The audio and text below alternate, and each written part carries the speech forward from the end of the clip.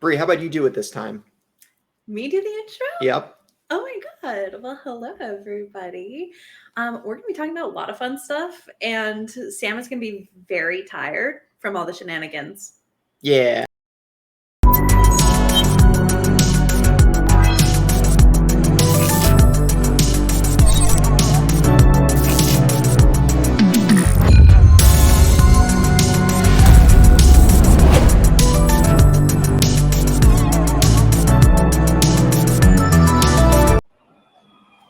Hello, everyone. Welcome to No Limits, episode 60.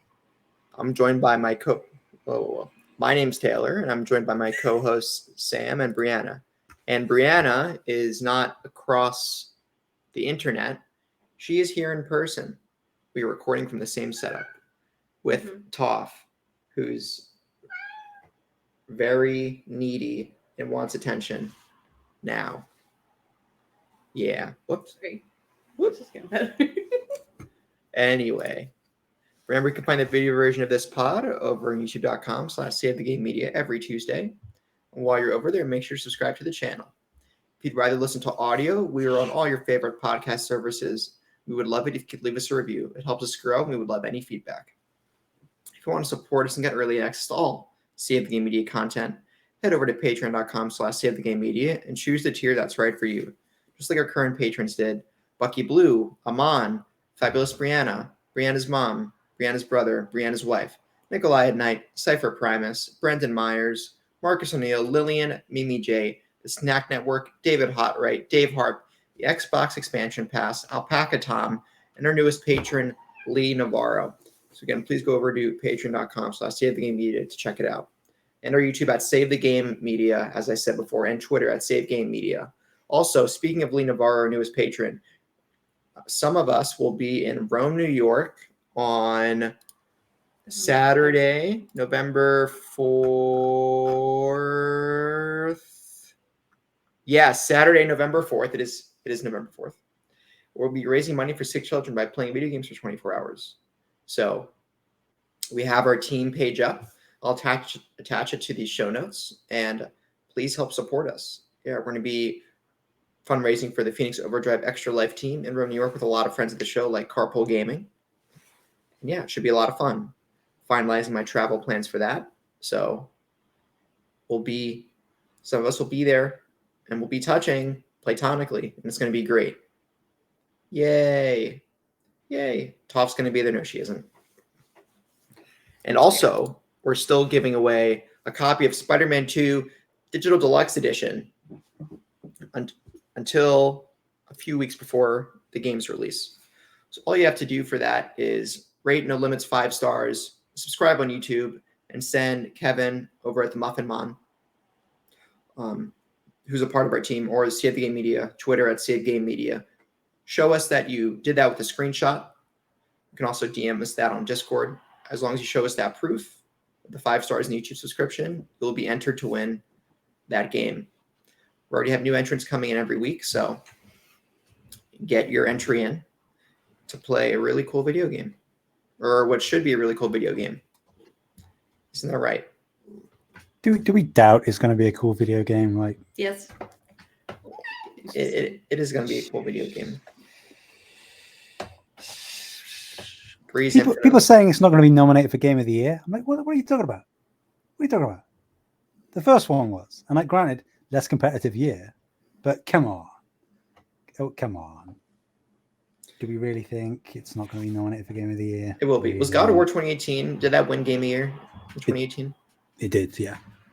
Yeah, figured. So, but I think, I can't remember the other nominees off the top of my head, but I think that if it wasn't for God of War being as excellent as it was, Spider-Man definitely would have had a much better shot at winning, I think. I think God of War 2018 was the better game, but purely from a gameplay perspective, and I still stand by this, 2018 might be the most fun straight gameplay I've had in a game. Yeah. And that's just... Totally agree. That it's going to win, though? No. God, no. There's no chance it's going to win Game of the Year. Absolutely not. Well, hey, stranger things have happened. They could be hiding a lot of stuff from us that makes the game excellent, or more excellent than we think it's going to be. but I think that I mean, that's a whole conversation in and of itself. What do we actually think right now is going to win Game of the Year? But that could go on a long tangent, so we'll avoid that for the time being. Yeah, predictions. But yeah, no, I don't think Spider-Man 2 has a shot, but I think it will get the nom. I think it'll probably win something. I just don't know what that something is. It will win something. Yeah. Maybe game direction. That might be nice. So what is game direction? Like, I mean, Left, right? yes, up, left, right, down, A, B, start, Konami. That's not the Konami code. was the yeah. I mean, is that a legitimate question or I never quite understood what when we say game direction. Is this like the equivalent of saying best director at the Oscars? Direction, game director. Yeah, so it's like the person who has the creative vision for the project, sort of knows what they want the general gist of the game to be from a gameplay perspective, narrative. They have input on visual across all the departments. They aren't necessarily actively doing the game dev stuff, but they are like the overarching person that is helping to guide all the departments, as far as I know, which I'm pretty sure is correct.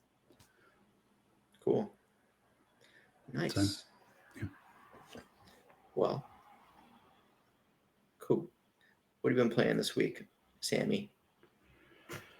Oh boy. I've been playing Redacted, which I can't talk about. Does it start with a consonant or a vowel? Neither, it's a brand new thing. Okay. Yeah. Language and vocabulary is changing as we speak. I have been playing more Starfield. Very little, to be honest. Oh, you Xbot. Too busy. Really interesting with Starfield. I said the other week that I think it's good, not great. And it has a lot of issues. I'm doubling down on that. Oh, overall. wow. Hi. But the thing is, the more I play it, the more I enjoy it. But the more that I play it, the less I like it as an overall package, which sounds contradictory. And in some ways, I guess it is, if you're taking that literally. So the more I'm playing it, the more I'm finding fun in it.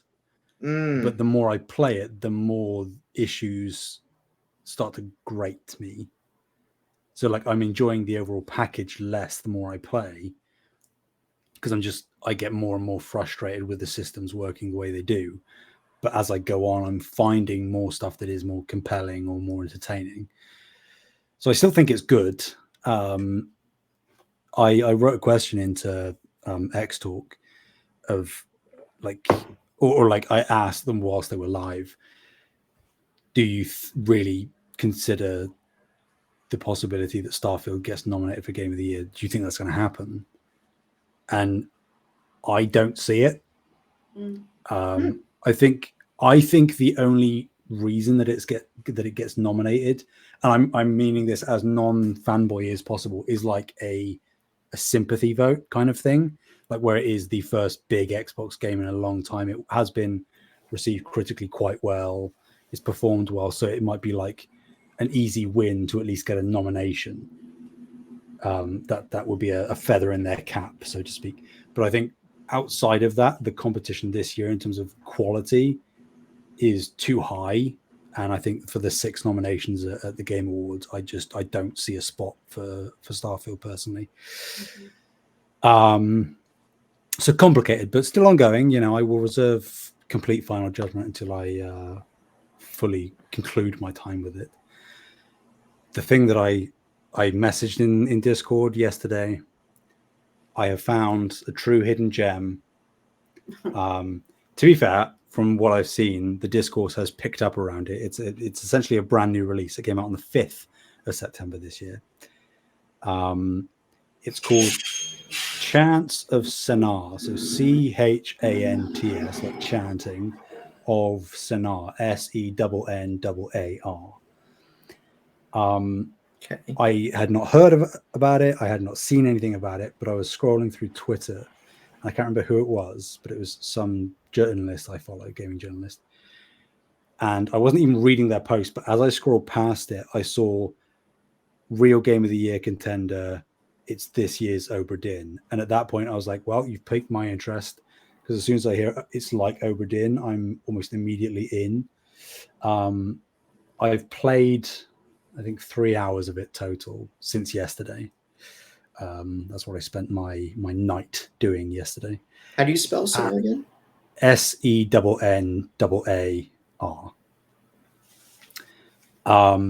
It is a puzzle game, as you would expect, if it's like Obra Dinn.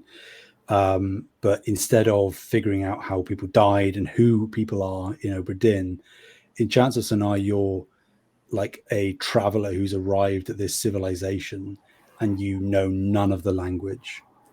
Oh. So you read, signs on a wall somewhere pointing you towards something, or you interact with some of the civilians of this city.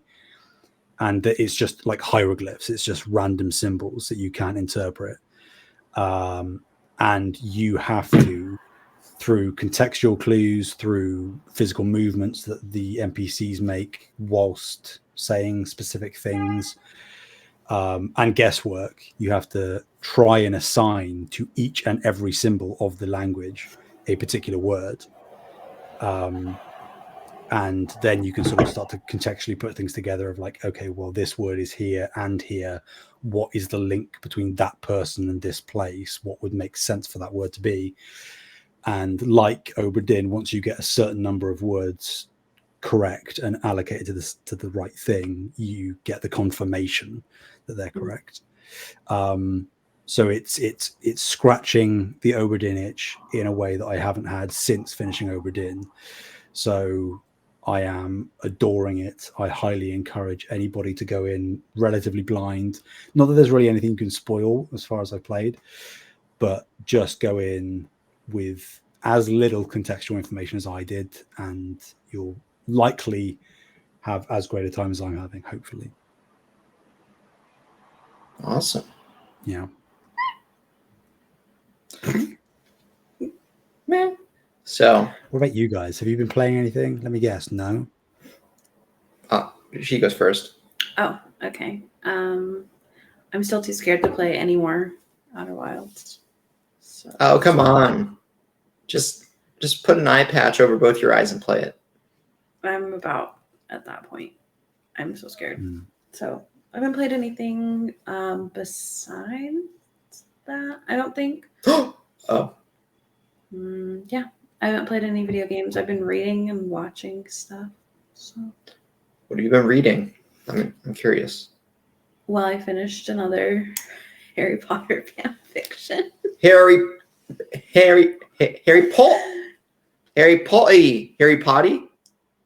Potty.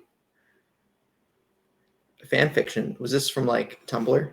No, it's from, I think it was AO3. Is it smutty? Is it?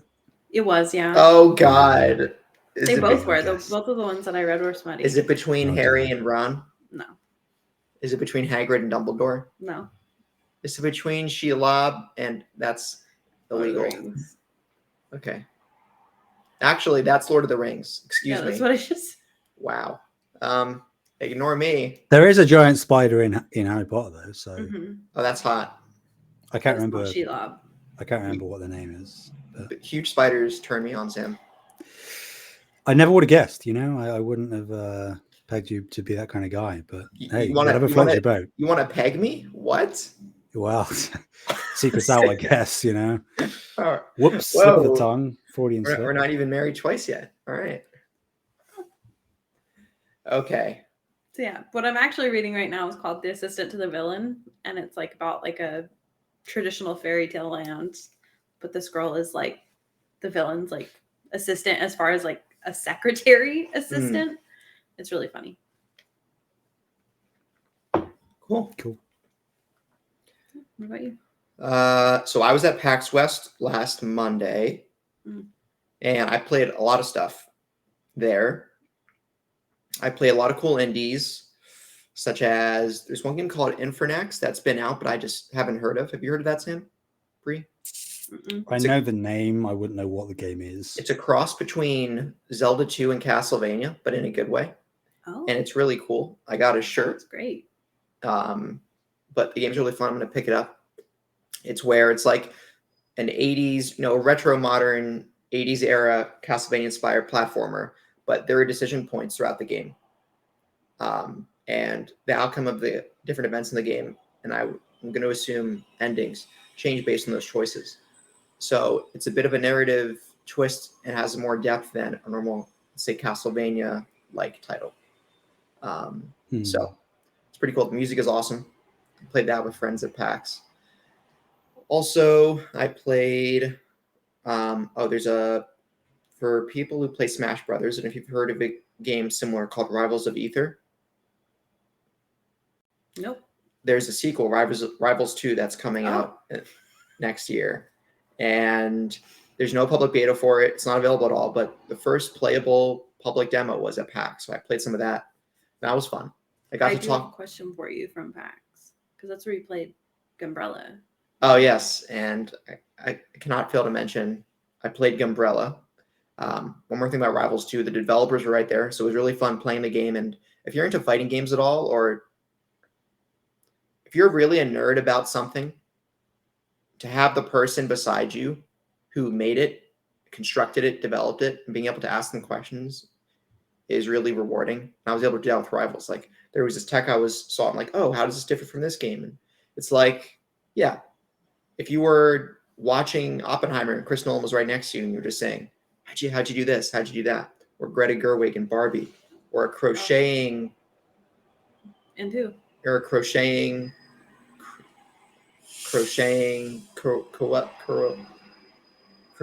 Kathy, and she's right. Yes, her. Yeah. And you're asking her, Kathy, how'd you make this thready? You don't make threads. How do you? I know a lot about crocheting. Clearly, isn't that what you would ask? No. What would you ask if there was I had like a professional crocheter? No, someone who developed your crocheting something. Or is a professional like crocheter? Patterns? Like developed a pattern? Sure. There's one pattern that I was working on that I think that I would ask, like, if they put markers in it, which sounds like so simple, but the way that the pattern like wraps, it's hard to figure out where you'd put the markers in the pattern, but it's clear that it needs markers and the pattern doesn't have markers. So yeah, I would ask that maybe. Cool. Nice. What a tangent. I'm not done yet. I also played Gumbrella, like I said, at the Devolver booth. I'll be getting Gumbrella eventually. Are we in for points? I think we're gonna get. Okay, so I'm gonna predict the open critic score here. I think Gumbrella is a good 80. Like 81, 80? 80. Okay. And how it'll be received. Cocoon is a total wild card. I have no idea. It looks good. But it looks really good. It's either going to be like a Limbo, which is, or an Inside, which is going to get crazy scores, or it's going to be, what was it called? Somerville, which was like in that vein, but colossal letdown, right? Because it's by people who did Limbo and Inside, I think. Is that correct? Gumbrella? No. Oh, Cocoon. Cocoon. Yeah. I don't know. I don't know. Let's Google it. I think it's from that company. Not from that company, but from people who worked at that company. I should have got a second monitor, Bree. Or you could like split the windows. Damn, being schooled live,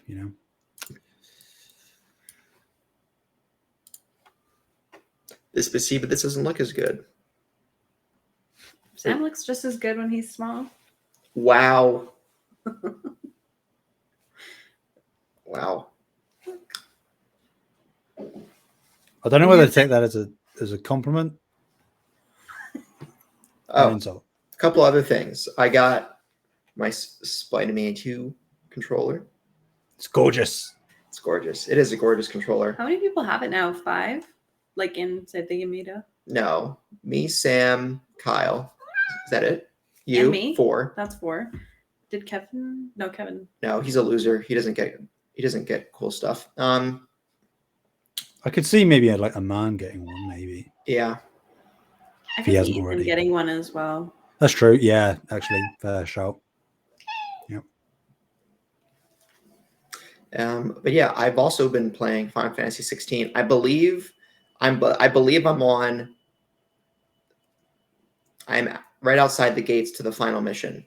Sam, if I am outside of the last Mother Crystal.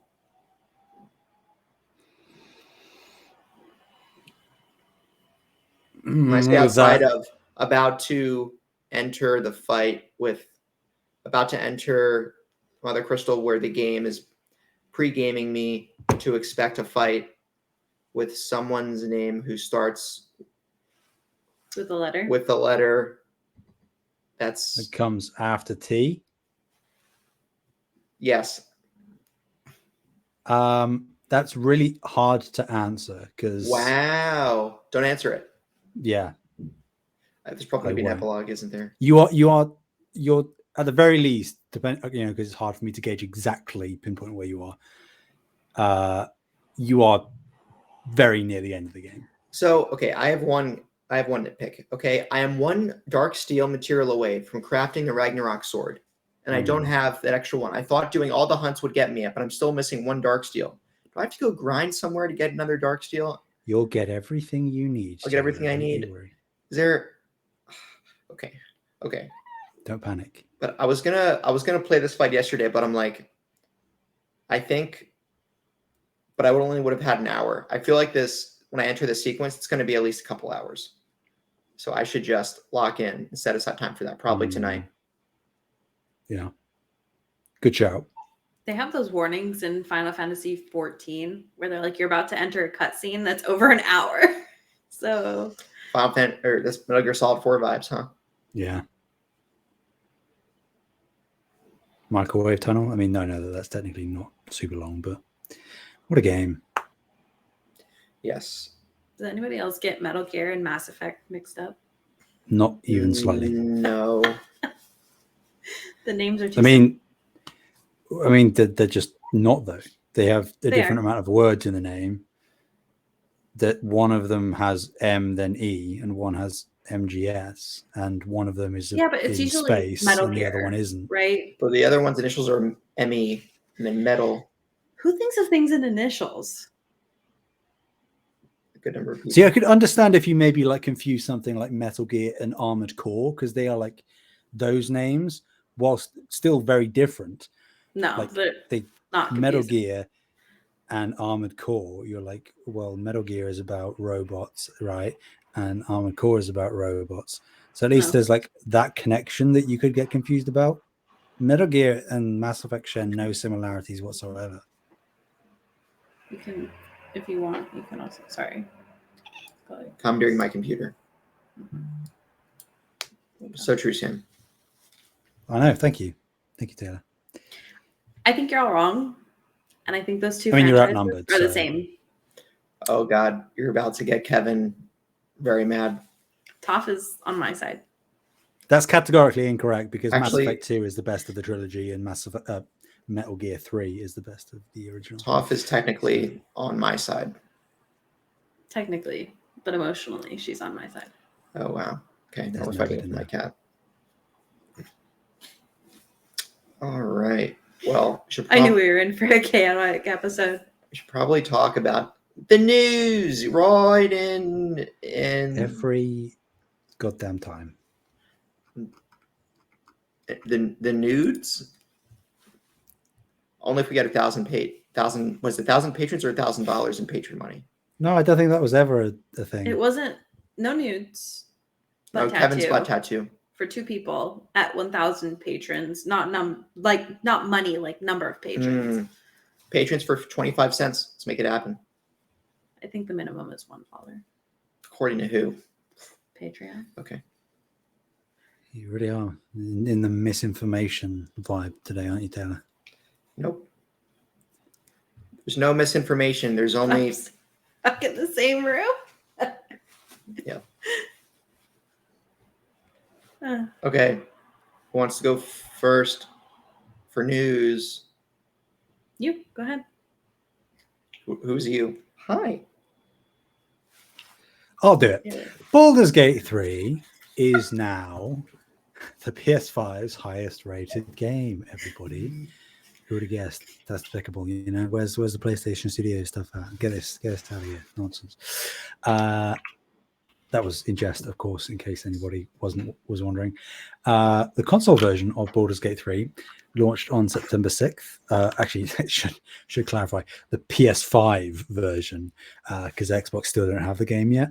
Wow. They literally have to like remake part of it. Yeah, because the Series S is Sexy. a ball and chain. So the PS5 version launched on September 6th, which is only There's a few ball and days- chains in the game? Yeah, around their ankle. You know, Around my... Never mind. Nope. Have you not seen how sexual the game is? Oh, yeah, I know. You can... This news story really got derailed, huh? Yes, so PS5 Baldur's Gate launched September 6th. It is the highest rated game to date on OpenCritic with a 96, which is beating out Elden Ring's 95. Elden Ring sucks. And on Metacritic, it is tied with Elden Ring with 96. Remember, this all matters. It does. You know, this is the only thing that matters. Screw your enjoyment of the game. No. It's an arbitrary number. That's what's important. And don't look past the number. Don't read what anybody actually says about the game. Just take the number. That's the important thing. The PS5 version of Baldur's Gate 3 was made available on September 2nd for the Collector's Edition and Digital Deluxe Edition owners, which of course is 4 days ahead of its release, which is a trend we are now seeing more and more of, where you pay like half the retail price and you get the game 4 days early or something. I don't really mind that existing. I'd actually much prefer that over microtransactions. But they are often not in place of microtransactions. They are often hand in hand. But it is not a exchange. Oh God. I don't mind it. Okay, I just don't pay for it. You're just the corporate shill. Just admit it. It's fine. Yep. It's fine. I also like the acquisition ABK and yep. Yeah, it's all great for the industry. Oh my God, I'm gonna put air conditioning in your home. All right, if you don't shut up. Oh, that's a threat. Whew. I know how upset you get about AC. I dare you. None of us have played Baldur's Gate, right? No, but I should have mentioned this in the intro. I now have a weekly Baldur's Gate group that starts meeting this week. They're on PC though. But I can rebuy it on PS5 down the line and just do cross save if I want to. But I'm going to be starting Baldur's Gate, and I've never played D&D before, so this will be quite the new stuff to me. I intend to be a pyromancer and burn everyone. If I've heard there's a risk that there's too much friendly damage from a lot of fire spells, yeah, that's too bad. Part of the deal.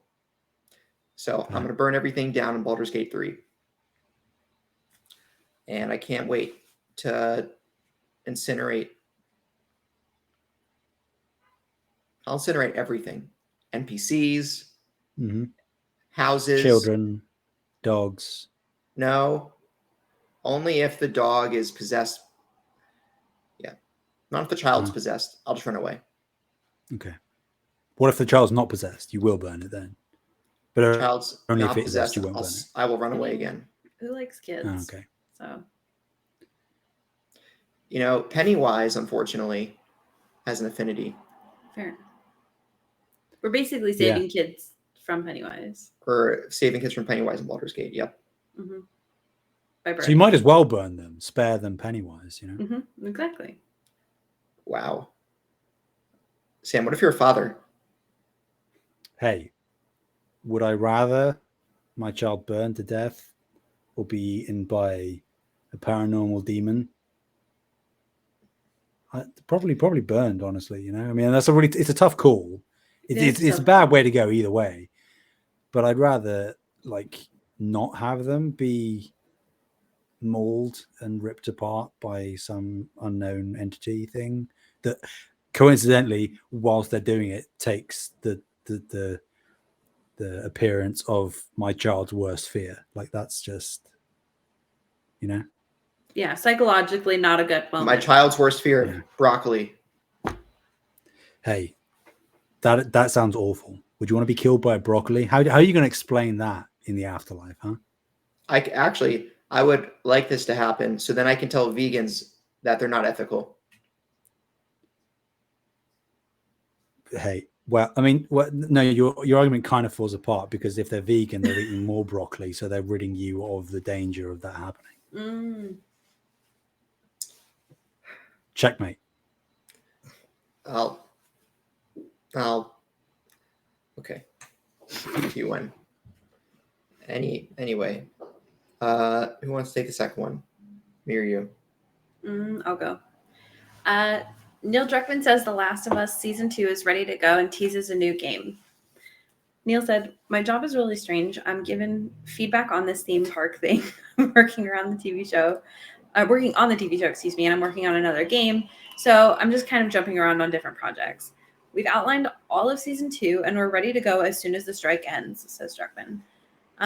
When asked about a long-awaited third video game in the Last of Us series, he smiles, quote, as far as the next game at Naughty Dog, I can't say anything. My comms director over there will slaughter me. This is from Joey Nolfi at Entertainment Weekly. Look at Neil, you know, he's doing interviews all over the place now. It's not just for gaming sites anymore. He's broken the mold. God bless him. I can't believe I met him still. You met him? Yeah. When? You never said, yeah. Did she say this and I just forgot? I've said this multiple times. Yeah, she said this, that was sort of part of the irony of my comment. How did you meet him? At the concert. Oh, Jesus Christ. Oh, the concert you went to in LA. Yeah. Nice. Did you guys autograph? I shook his hand and took a selfie or ussy with him. You should have said, Neil, what are your thoughts on the Israeli-Palestinian conflict? As the way Israeli you American just described yourself? that as an ussy is making me feel really. Ugh. You've seen Ted Lasso. Ted Lasso. I'm almost on Parks and Rec. I've not seen Ted Lasso. I saw the first episode of Ted Lasso and wrote it off. It's so Thanks, Taylor. You know, freaking common good. sense. It's one of my Common favorite sense, TV Taylor. shows. I think it's like one of the most overrated TV shows since Friends. I'm about to get a divorce. Yeah. Are you just upset that I said ussy? I don't like the way you said that. No, well, not even just the way you said it, but the use of the word. Well, it is an ussy because it's not myself. Yeah, you don't have to keep saying it. You know, once was probably enough. Where were we? Neil said he's working on, as far as next game at Naughty Dog, he can't say anything. But season 2 is ready to go. He's working on Last of Us Part 3. It's going to happen, and they're going to fuck it up. Oh, wait, I can't say the F word. Oh, no, I said the F word. I mean, he already has, you know, you just did it. I can't say the F word. Just I can't. I'll have to mark this as explicit. I'm not going to mark this as explicit on streaming services. Look, the more you linger, the worse it gets. It's just Anyway, like, let it slide. It happened. It's fine. I think there's going to be We're all adults here. The third game, Joel will. I'm still not going to spoil The Last of Us Part 2. I mean, I just did. Okay. Ellie starts a golf club with Abby. I mean, it's the best way to reconcile, right? You know, Golfing? Yeah. I think that would make me more mad. I don't know. I do not like You golfing. beat The Last of Us 2? No, I have not beat it, but I've played it. I know what jokes you're making, but I'm taking it literally. Okay. And I don't like golfing. It's okay. But do you actually think, not that they're golfing, that's not my question. Do you actually think that the next game is part 3? I don't know if it's the next game, but I think part 3 will exist. Yeah. Oh, yeah. No, absolutely. It'll exist. But I don't know if that's what he's referring to here. I really hope it's new like Uncharted. A lot of people. I know he said I can't say anything, but if they really weren't working on it, wouldn't he have said, no, we're working on something else? Well, he also could do that as a PR stunt to keep people engaged. Like he knew what he was doing when Yeah, he said, as far as for next sure. thing goes, I can't say anything. For sure. But I also think there's a good chance that they want to capitalize on the timing of it. I think he might just be under NDA. He just literally can't say anything. Yeah, I mean, with the success of the HBO show, the imperative is there for them to make a part 3 as soon as possible. Because what they don't want to do is a Game of Thrones situation where the show gets ahead of the source material. That's exactly what I was thinking. So I don't want their next game to be Last of Us Part 3. I want it to be a new IP. But it makes the most sense for it to be Part 3. But if the next game is Part 3, I don't want more Last of Us after that. I would Ever? No, I don't think so. Or like not within like another console gen at the least. What do you think the chances are that the third game comes out before Factions? No. No, I don't think so. Now, do we think Factions will come out before Wolverine? Who knows? Probably not. Oh, really? No, because I think Wolverine is at latest early 2025. Well, we still don't know what games are coming out next year from PP Station. Yeah. Well, we know Concord is happening. You keep mentioning that game that I don't know anything about, so it doesn't count. Well, I mean, nobody knows anything about it. They showed a 30-second CGI sci-fi trailer, so I mean, it's a first-person shooter. We know that. Could also get delayed out of the I year. think Phantom Blade Zero might. Maybe we know Rise of the Ronin is happening. Stellar Blade was meant to be this year. We haven't heard anything, so that will probably be next year as well. I'm gonna hedge my bets. Oh, Silent Hill 2 remake. That as well. I think there is a very high likelihood that Death Stranding 2 is next year. I still need to play the first game. Well, I can't play it if I don't stay subscribed at PS Plus Extra for $135 a year. That's how they get you. Well, actually, that's a lie. I bought the game at launch on PS4, played 5 hours, and said F this. So I can just buy the $10 upgrade. Ignore that. Yeah. Dunked on. There you go. There you go. Get in the system. Get dunked. Yeah, but no, I think the rate at which Kojima turned around the first Death Stranding, he was setting up his studio and put the game out within like 4 years, I think. So if they are building off the foundations of the first game, Death Stranding was 2019. What is the likelihood Kojima and Jeff Keighley are romantically involved in this second game? I mean, well, Kojima wasn't in the first game.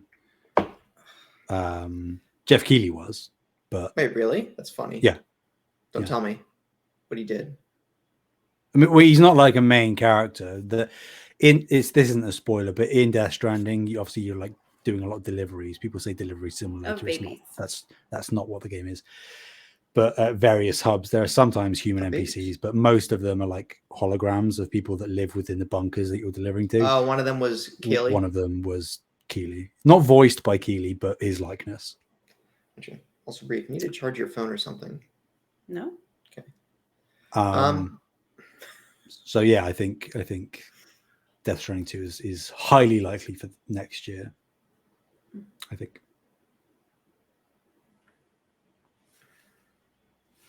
Fair enough. Do you like the first game? I did. I really enjoyed it. He hated it. I need to play it. I need to play it during the winter when it's like sad boy hours for like a week. I think that's when I should play it. Yeah, I think like the fall winter time for that is probably best because you can get cozy then and just sort of bunker down for a longer play session. Here's what you do: you take a week off of work, and they're like, "Where are you going? What are you doing?" And you're like, "I'm taking a sad boy week." I need to return some videotapes or that. Yeah. No, I think Death Stranding is a very good game. Obviously very unique. and the story is very underrated in my opinion. So, and sort of how spoiler, how careful I have to be with spoilers when I talk about like what the third Horizon game could be.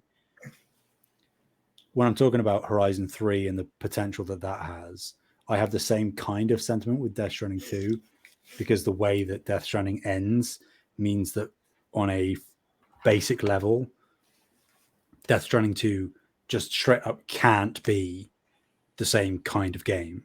Like the gameplay loop is going to be different. You just spoiled the first game for me. I mean, I didn't, because I didn't tell you how or why. Yeah, or I know. what. As long as there's guns. I mean, As yes, long there as there's are. babies. There are babies and guns, not babies with guns, unfortunately. Maybe that's the sequel. That's what Death Stranding like 2 a necromancer, but instead of dead people, it's babies, and just like command all these babies to shoot. That's quite bad scary. guys. You wouldn't actually, be when a you think about it. necromancer. You'd be like an infant-mancer. Infomancer. Command babies to cry, and it disrupts your enemies. They have to wait an extra turn because they can't think correctly. Yeah. Anyway, the game definitely opened as a Christopher Nolan film, and I'm like, give me more of this, and I just need to play more of it and deliver. Yeah. I can't believe I've never seen. And you get a lot more of that in the latter half, like a lot more of that. You have seen a Christopher Nolan film. Have I? Dark Knight. Dark Knight Rises. Batman Begins. Taylor, stop. Inception. It's not worth it. It's not worth it. Memento. It's not worth Interstellar. it. It's not worth it. You've seen Interstellar. I really haven't seen Interstellar. Tenet. No. It's Opiatheimer. It's not happening. Wait, was it Dunkirk? Yeah. Dunkirk. No. Sam, I don't think she's seen Christopher Nolan film. No, she hasn't. No. If you like bass, you'll love Christopher Nolan films. If I like what? Bass. Oppenheimer, there's a lot of bass. Yeah. Oh, bass was in sound. Okay. Yeah. Not the fish. I mean, that's bass. But... Or the instrument. Yeah. Well, I wasn't. Well, you could have you maybe might have thought that, Taylor was mispronouncing, No, I thought he was saying bass as in BASE. I see. Yeah. And I was like, his bum. His bass. What's happening? What's happening is former PlayStation CEO Shawn Layden, I'm not going to say it, warns about Google or Amazon joining the video games. As we know, Stadia crashed and burned.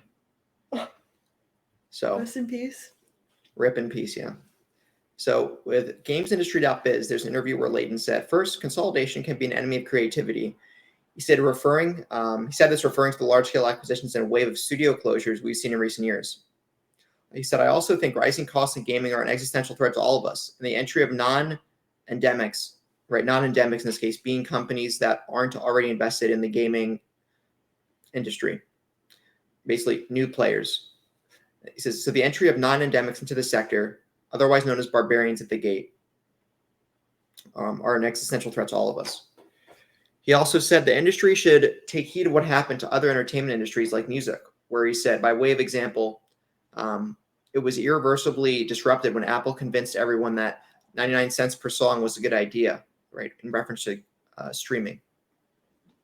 Similarly, he said Netflix has disrupted the movie business, which used to center around going to cinemas, buy your movie, getting some content, getting some licenses, and nailing it to your house. That's an interesting quote by Shawn Layden. Anyway, he says, I also hope that gaming will be the first industry where we disrupt ourselves, where it doesn't take Google or Amazon to completely flip the table. We should be smart enough to see these changes coming and prepare ourselves for that eventually. Layden also said that some of the larger companies have, quote, figured out that just having tech doesn't mean you can make a game, right, as I talked about Stadia before. He said, quote, Sony knew enough that entertainment was its own beast. So electronics knew it couldn't manage this business by taking all the guys from the CD division and go after games. And so in the initial stages of the company, it was a joint venture between Sony Electronics and Sony Music Japan to create PlayStation. They knew they had to bring the entertainment right from the beginning. people handling the advertising, marketing, publisher relations, PR. Those were all Sony Music guys, and they were soliciting publishers to support the platform.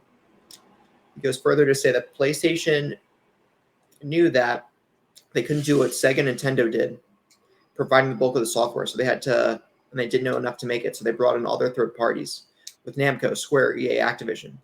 And the Sony Music guys behind the scene initially were the ones that got Square to move Final Fantasy VII off of Nintendo and onto PlayStation, which was the biggest sea change move for the industry. Right? Final Fantasy VII, for people who don't know, was originally supposed to be a Nintendo exclusive. Top agrees. He said, all these companies thought, we have IP, there's money in the game space, so let's make games. How hard can it be? And they all crashed and burned. 20 years later, you have all these big tech firms, they've got the cloud infrastructure, and they've got this let's make games, how hard can it be mentality.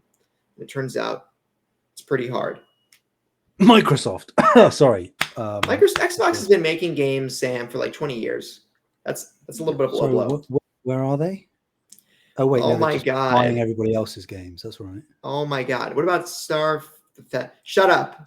Sorry, shut up. Who did that come from? Your mom. Your mummy. Oh my god. All right, Microsoft doesn't count. I think it absolutely does count, for the record. Yeah, I think it might, maybe. I could see how you can make it count.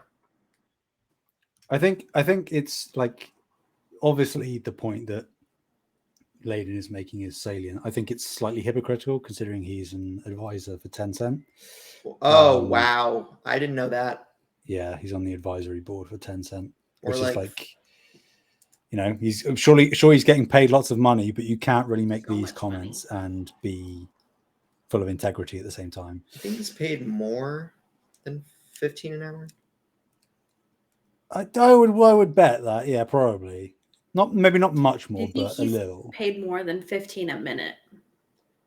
15 a minute. What's 15 probably times more than 15 60? a second. All right, anyway, back to the topic.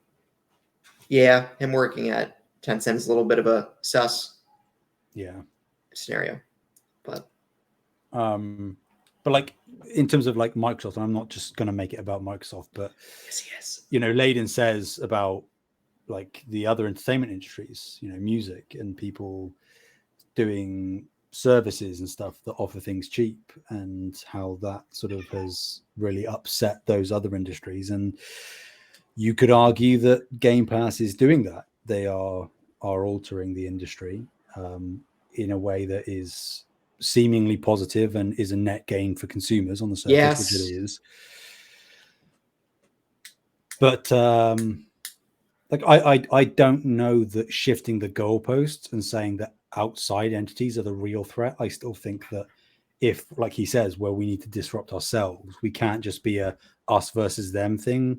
You need to be looking internally as well, because the problems aren't just going to come from the outside, and they aren't just coming from the outside, because these companies are making efforts, they are making strides, Amazon particularly as of late, and they're not like really making any headway. I don't know how much of a threat they really do pose, because if they are continuing to see diminishing returns, which they currently are in the grand scheme of things, how long are they really going to stick it out? I mean, I don't know. Probably longer than we suspect, because because they've got endless money. Exactly. But yeah, it's a complicated situation. It's not that complicated. Just don't. But they're not going to listen, right? Yeah. It's actually a pretty simple situation. They'll do whatever makes them the most money. Yeah. So, I mean, regardless of where I think that's what it boils down to, is just that regardless of where the threat to the industry is coming from, it needs to be put in check, whether it is outside entities or not. Fair enough. Don't fix what ain't broke, you know? Yeah. The games industry is better than it ever has been right now. Don't keep trying to change things just to squeeze more money out of people, because you'll cross a threshold and you could bugger the whole thing up. That's a word I use. Mhm. Like other words you've used that I will not repeat because Like what? no, I'm not saying it. I don't know what you're talking about. You do. What, Bucky? Ussy? That was the one. We're gonna have to remember to do that. Yeah. All right, Is it my turn? It's my yeah, turn. it about is. it. This is a perfect story. Let's talk about SAG-AFTRA. Well, it was a good 60 episodes, folks, but I might be gone next week, you know. If you're gone, I'm gonna put air conditioning in. Like I said. That's not as strong a threat as you think it is, for the record. With how much you complain about AC, it feels like I'm it's gonna- a pretty strong threat. I'm gonna put Do I beans on your. complain about AC, or do I just say that we don't need it here? I'm gonna put beans on your toast. Like, that's not me complaining. That's me saying we don't have The a need soggy for beans. Mhm. it. Beans are inherently soggy. Yeah, but then you have to leave it on the bread for too long. Well, not if you eat it. Like, why No, would you that's leave the it for too threat. long? Well, I'll just eat it before you can do that. And also, for the record, I don't mind soggy stuff with beans. It's still nice. Ew. Ew. Is there going to be a SAG-AFTRA video game strike? Probably. I didn't know. I didn't know voice actors were part of SAG-AFTRA. Well, I mean, It's crossover, right? It's actors, isn't it? Yeah. Voice actors aren't real actors, Sam. What do you mean? But I mean, there are voice actors in the film That was a industry joke. that do animation and stuff. I'm just saying, like, for clarity, Yeah, for people right. who might not understand. Voice actors in the film industry for animation and anime and, you know, whatever. So it would make sense that it transfers across mediums. So with members of SAG-AFTRA already on strike against films and TV shows, with voting now currently underway to authorize a separate strike against the video game industry. The guild leaders are saying that a dual strike, if it comes to that, quote, makes sense, end quote, because the issues at stake in both contracts mirror one another. Makes sense that the same pay issues are rife in every element of the acting industry and just the entertainment industry in general, so that makes sense. Quote, these are largely the same fight over the same issues, and members are stronger together, SAG-AFTRA President Fran Drescher and National Executive Director Duncan Crabtree Ireland. That is an interesting name. Crabtree. I was looking more at the Ireland bit, but, you know, he's like, is he from Ireland? Is that like the appendix on the end of his name? Just to There's say people with where the he's last name Israel. They're not from Israel. from. I know. I'm being What about pedantic. Jordan? Is Michael Jordan from Jordan? I highly doubt it. I know somebody with the first name Paris. First name Paris? Yeah, their name is Paris. Yeah, Paris Hilton, Paris Lily. Mm-hmm. Anyway. Yeah. Sorry, we're talking about Crabtree. Yes, they said in their latest message to guild members, quote, by standing shoulder to shoulder and in solidarity, we multiply our strength and send a clear and unmistakable message to all our employers. We will not be exploited. Without fair terms that protect our members and respect their contributions, employers should not have the benefit of our members' services. Again, makes sense. We should get paid fairly for the work that we do. No. You capitalist pig. Yeah, we should. SAG-AFTRA has been on strike against film and scripted TV productions since July 14th, and voting to authorize a strike against 10 major video game companies signed to the Guild's Interactive Media Agreement began Tuesday. So that's the 5th of September. The Guild's first and only strike against the gaming companies lasted 183 days in 2016/2017. Quote, though the issues affecting performers who work in video games mirror those affecting TV and theatrical performers, the interactive media agreement negotiations with the video game companies don't affect the timing or expected progress of negotiations of our strike on the TV theatrical contracts. Quote, a strike authorization vote on this agreement will not impact the TV theatrical strike, so there will be separate things going on. If one is resolved, the other will not necessarily be. to simplify that for people. Two of the main sticking points in the ongoing film and TV strike are wages and the use of artificial intelligence, and are also common to the threatened strike against the gaming companies. Quote, with interactive media agreement negotiations, the first two sticking points in particular should sound familiar, the guild leader said. Yeah. Everyone's striking. Good on them. How dare they? How You dare should they? go on a strike against. Just Venom. kidding. That's your. You have the right to strike. You do? Look at the National Labor Relations Board. You have the right to strike. Yeah. If you're in a union. Yeah, like it's weird that we're like in the ChatGPT era and how not necessarily how widespread it is yet, but how immediate of a threat it's presented to like basically everyone in the entertainment industry. So yeah, if we didn't strike now, we could probably be in a much worse situation a year from now if Skynet. than if we didn't. Hey, we're probably closer to that than we would like to think. I can't wait to be a Terminator. I'm not sure that's the stance to take. No. Ooh, Terminator 2 is the best sequel of all time. I just saw a bunch of stuff from Terminator 2 at that museum. Nice. Yeah. Sam, is Terminator 2 the best sequel of all time? Change my mind. Movie sequel. Lion King 2 is the best sequel. Oh God, I don't care if Scar comes back from the dead. All right, I don't know. He wasn't. Spider-Man 2. Oh, Raimi Spider-Man 2. Across the I think Spider-Verse? Terminator 2 is actually better than Raimi Spider-Man 2. I think they're close. I think there's an argument to be had there. I love Raimi Spider-Man 2 for the record. Like in Spider-Man 2018, I put on Raimi's suit the second it became available. Like I need it. Give me the train. Give me the ripping. Give me Spider-Man's glutes pressed up against the train. They did. Yeah. Are we all being Barbie this year for Halloween? Oh wait, did they do the train thing in Spider-Man 2 trailer, or was that in the game? I forget. That was in the 2018 Spider-Man. Right, that's what I thought. Yeah, but he didn't actually stop the train. He was like, "That worked last time." I need to replay that game, or I guess I'm gonna play the deals. Shut up, Taylor. Okay.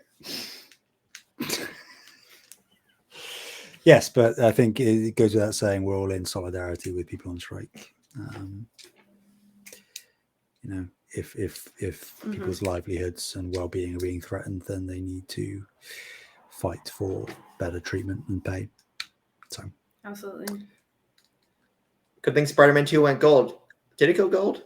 I don't think it did. It did. When did it go gold? I think so. I swear I read it. Maybe I'm dreaming. No, you didn't. You suck. Let me see. I'm dreaming. Spider-Man 2 gold. That's not specific enough. Spider-Man 2 Insomniac gold. I don't think it has. Oh yeah, it did. It's up there, September 7th. Wait, what? No, that's the first one. Yeah, it hasn't gone gold yet. The game's not going to make a release date. Yes, it is. Yes, it is. It's usually a month before, so we got another 10, 20 days. Even before it goes gold, after it goes gold, I mean, there'll be day one patch. Always. I wouldn't be surprised if over the next couple of days there's a gold announcement, honestly. They twerk and they're like, oh, wait. So, Sam, you got the collector's edition, right? I did. Well, if you want, when that comes in, you're going to be treated to 19 inches of Venom, Sam. You're goddamn right I am. PlayStation UK recently tweeted, quote, treat yourself to 19 inches of Venom and more with the Marvel's Spider-Man 2 Collector's Edition. And other businesses after this tweet in gaming followed suit. Mario 64, the popular game deals influencer, tweeted with a pre-order deal to get, quote, 17 inches of Gengar. And the official Dead Space Twitter account also said to get your, quote, 6 inches of Isaac Clarke statue. That one's a bit disappointing, yeah. Yeah. So, do we think Venom's... It's for sure his tongue, 19 inches. It's his tongue, right? Yeah. Because, like, if No, I'm not. We're not going to get into that debate. Yeah. I was about to say, just due to the nature of Venom, he could inherently, realistically enlarge any part of his body. Yeah.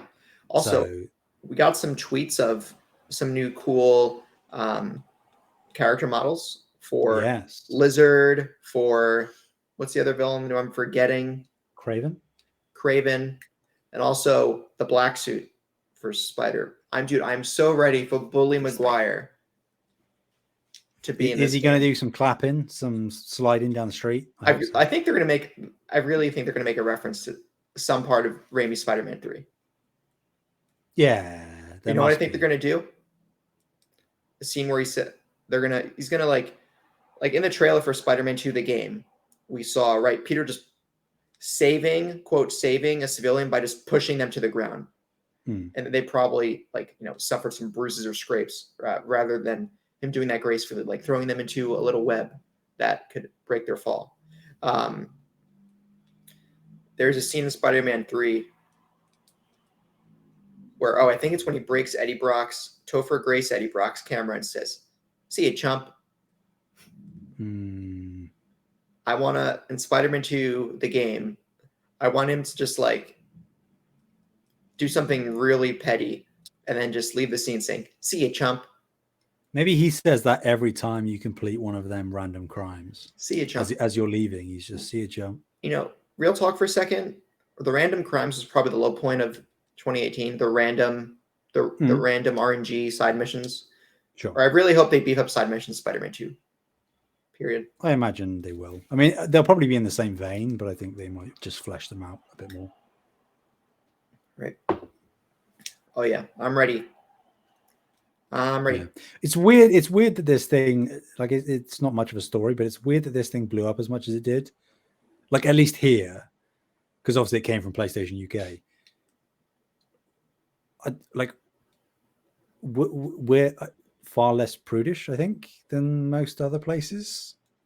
Like, we're quite overt in stuff that we say. We just say things nonchalantly. We don't really care.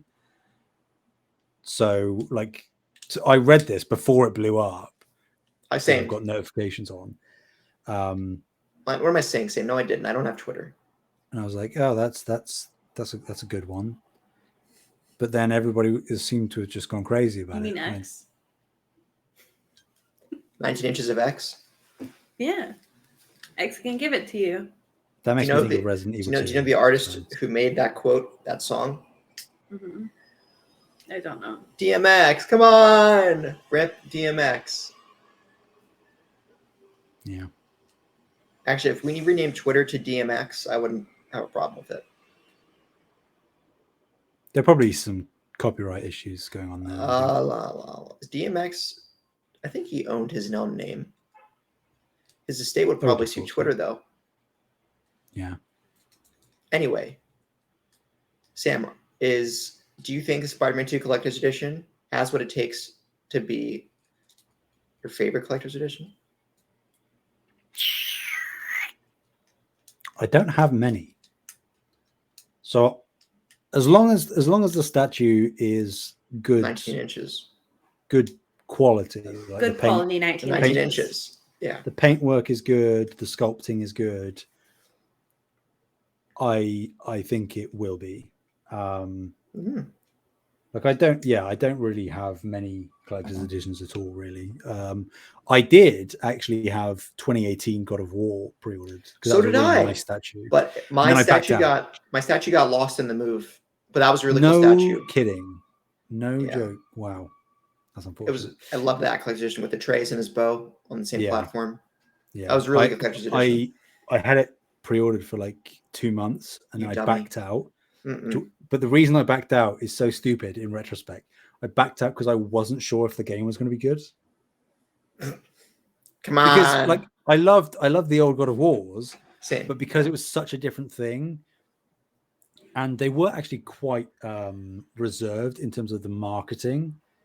I remember there was one game show or a conference thing, and God of War was pretty imminent, not super imminent, but pretty imminent. And they showed maybe a 1 minute long thing.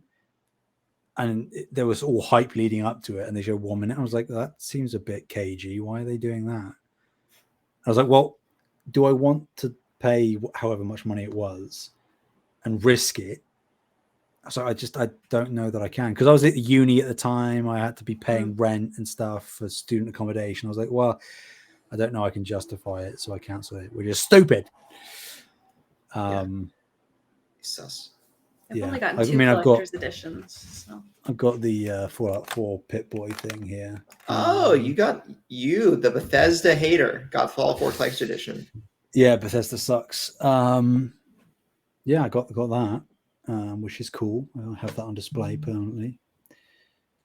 But yeah, no, I think Spider-Man 2, as long as the statue is as advertised, I don't think there's any competition really. It's a good statue. Inches. Yeah. And that's a tall statue. 19 inches is That's pretty big, yeah. like a good height. Yeah. Some would say too big. Yeah.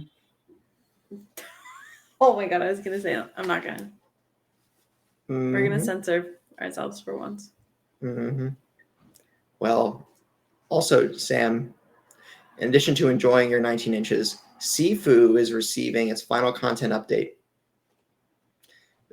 This final content update is out now and mostly adds new content for previously added modes like 75 challenges, 6 arenas, 2 outfits, 27 cheats and modifiers.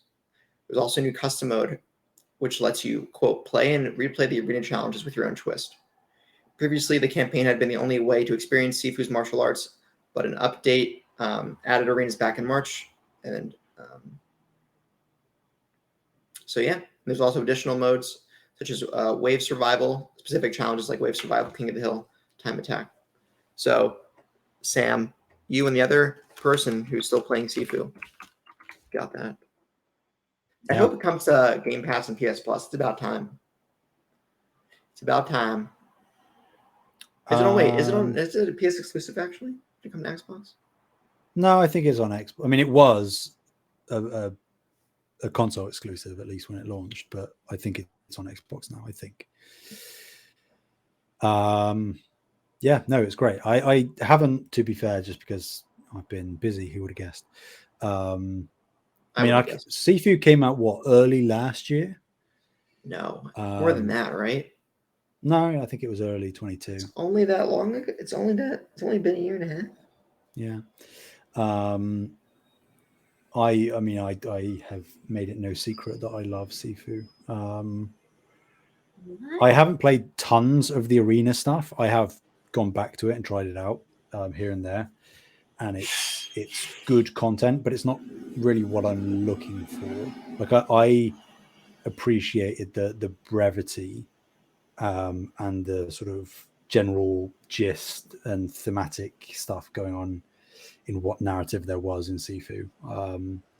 So that was really what I was there for. I wasn't really there for like speed running or time attacking or stuff like that.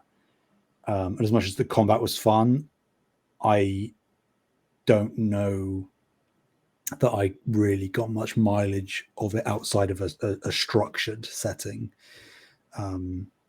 But like everything I've heard about this content is that it's good and that people who like SIFU will love this new stuff. So I hope that that the devs are hard at work on their new game, because I will be paying far more attention to it than I would have been if SIFU hadn't been a thing. So, do we know anything new about it? Do we know anything about the new game? I don't even think they've said that they are working on a new game. I am just making assumptions that as this is the last content update, they are probably shifting all of their team over to something new. Awesome. Cool.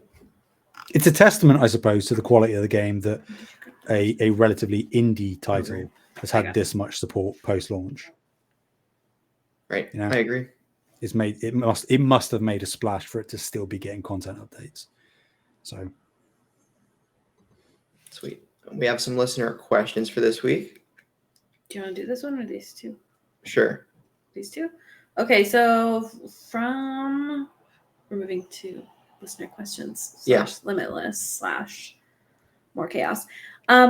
What if there isn't another showcase or state of play this year? Kevin asked this. I was going to say that at the end. Oh. How bad will that look going into 2024 for PlayStation? And this is from our own Kevin, our own Kev. That is a fair question. My answer is I don't think it will look bad. I think it looks bad. I think the only people that it should look bad to are people that are like console warrior fanboys, like Kevin and you.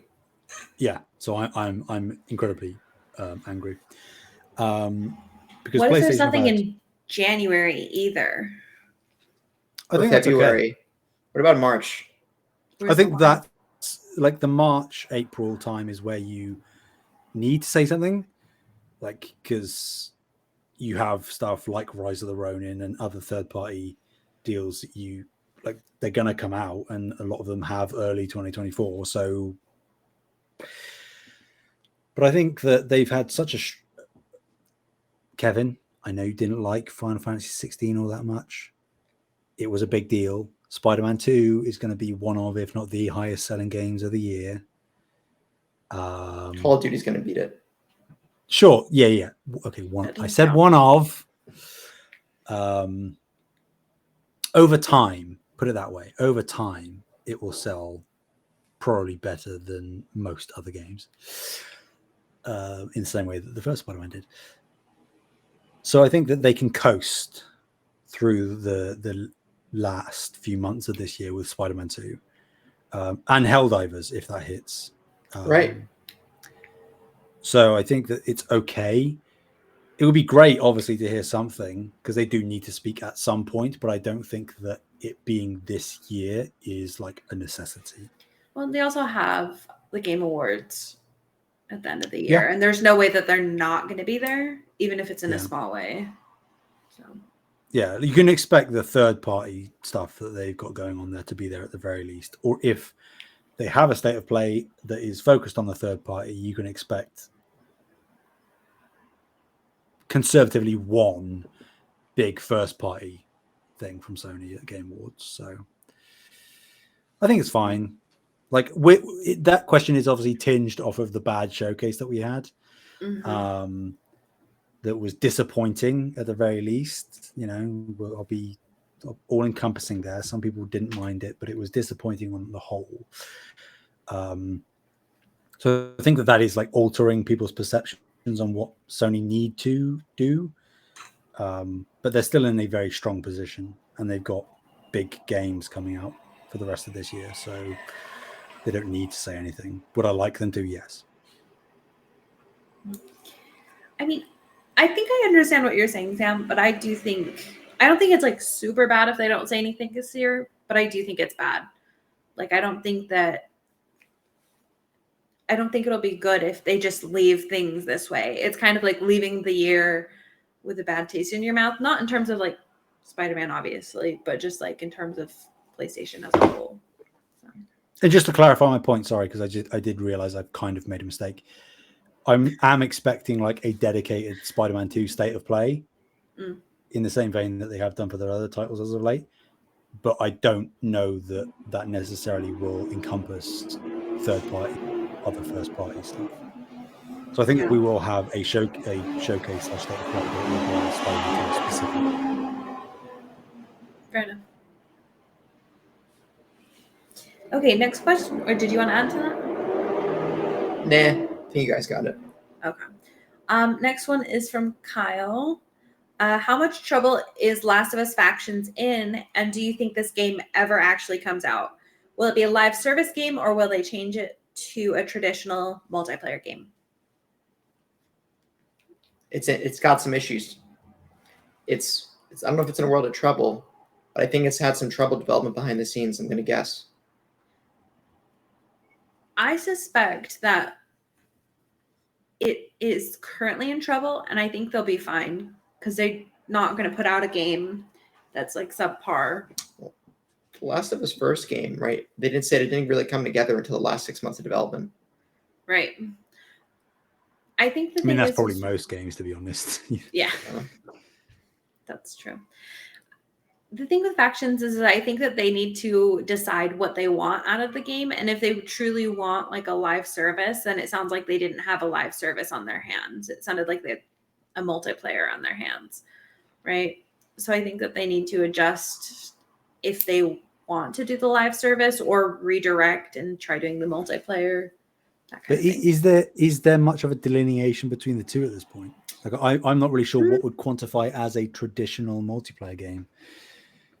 Because even old multiplayer games that were before the whole live service thing technically had live service elements. Because you Right. could buy cosmetics and stuff. So I don't But know. like a true live service game, right, would mean that you're not paying for factions. Like you're just getting this game, you're playing it, and it's consistent content updates, right? But I mean, those aren't mutually exclusive because you can have Right. a paid title that also is ongoing support. Right, but I feel like I wish I could put the words to it. It does feel a little bit different, right? Because it's like something versus like Call of Duty versus like Apex Legends. Those are different experiences. And not just in genre of game, but like in the way that they're presented for multiplayer. So I think like a good way of boiling it down to get an answer from all of us is, do we think we will pay for factions when it comes out? Yes. Depends. Maybe releases on PlayStation Plus. Extra. Day one. Maybe premium. It's not a AAA game. It's not a marquee title. But it is. Let me back up. Is Factions going to be recategorized here as a marquee PlayStation title or an ancillary to the Last of Us franchise? I think they'll make as big a deal of it as they can. So then I don't think it would become a PlayStation Plus day one. I don't know how much it's answering the question. I'm expecting to pay for it as well. Not necessarily like $70 necessarily. Like I'm not necessarily expecting more to than be I think it's 40. like 20 or No, like, they'll charge more than 20. 40, 50. I would say 40-ish range. And maybe there's something that they could do where, like, if you're I know you're not going to like it, Taylor, but if you're like a premium member, you get like 50% off or something. I don't like it. Or like a special bundle you can buy that gives you in-game stuff, shenanigans, stuff like that. So yes, I expect we'll pay. I'd be shocked. I almost would prefer to pay for it than to get it as a free-to-play thing. That sounds shilly, but I mean, like, if I'm paying for a product, I'm more likely to, one, commit time to it and actually give it a chance, and two, I think there is a sentiment, even if it is completely like a placebo, there is something about feeling like you're receiving more of a quality product, typically speaking, in terms of actual games that you buy as opposed to live service stuff. I would say that more people would be more likely to play it if it's free, and then they just have like season passes, right? Sure. But I think that it being Naughty Dog and then probably making a big deal out of it, I think that having a not full price tag on it, I think that's probably just the way that they'll do it. I wonder if it's going to be dependent on if you own Last of Us 2. I don't think so. Since they were supposed to be released around the same time.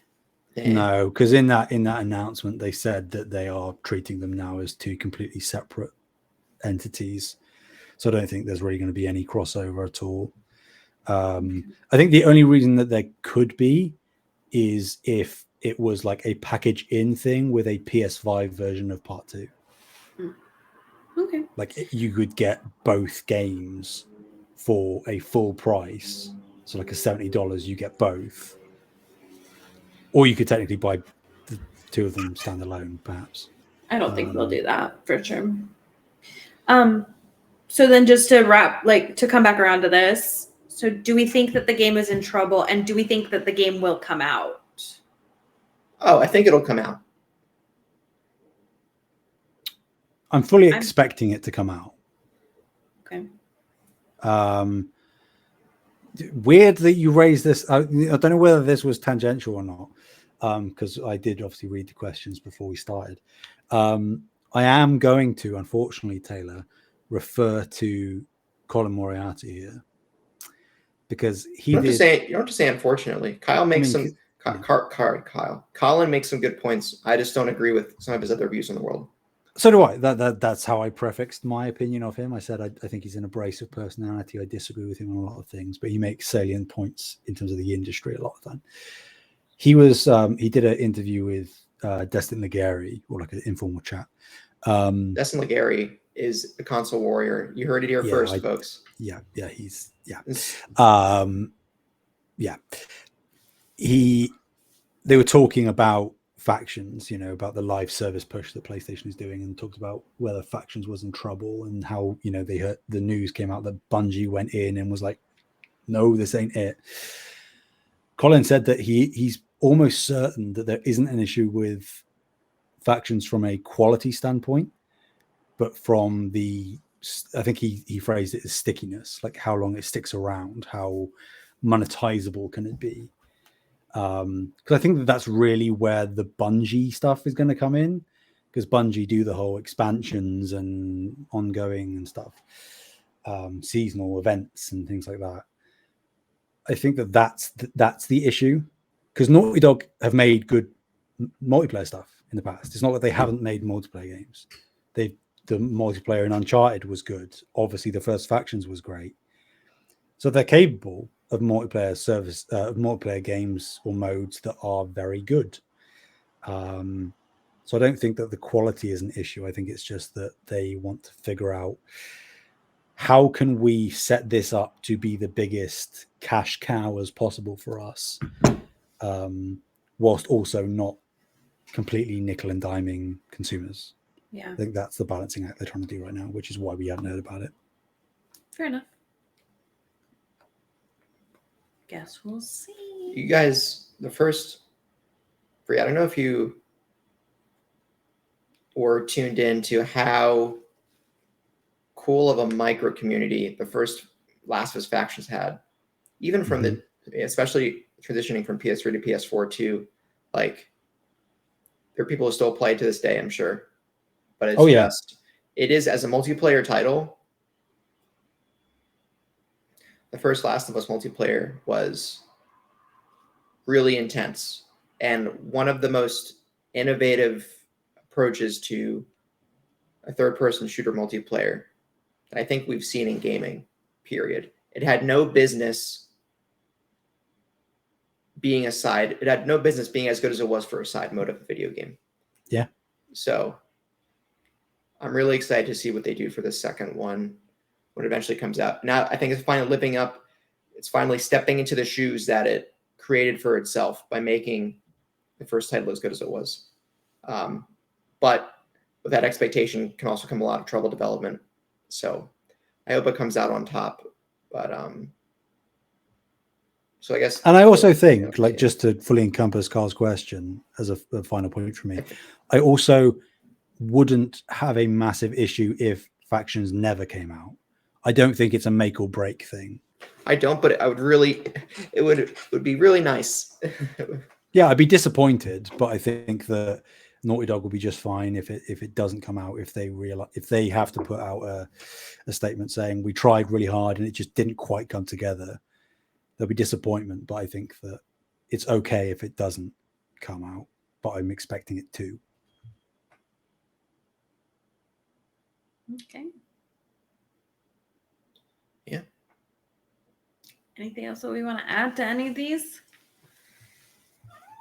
I think so. Toph wants to add something. You taking a nap? Yeah, she's taking a nap under my bed. Anyway, thank you all so much for listening. You can find us on YouTube at Save the Game Media, Twitter at Save Game and Media. Support us for Extra Life, Patreon. Check us out in the Discord. Bree, where can people find you? You can find me at Fabulous Brianna, FabulistBreanna. Awesome. What about you, Sam? Anywhere and everywhere at Sam Heaney, HEA. Including OnlyFans. including Yes. Yep. Spill the beans. That's my newest platform. Top 1% already. Already. All right. Well, you can find me on the Discord as Taylor. Save the Game Media Discord. Yay. Where can you find Toph? Where can you find Toph? Does she have an Insta? I don't know. I should make her social media. Until next time. Bye-bye. Whoops, my hand was out of frame. Bye-bye. Stop. Time to stop.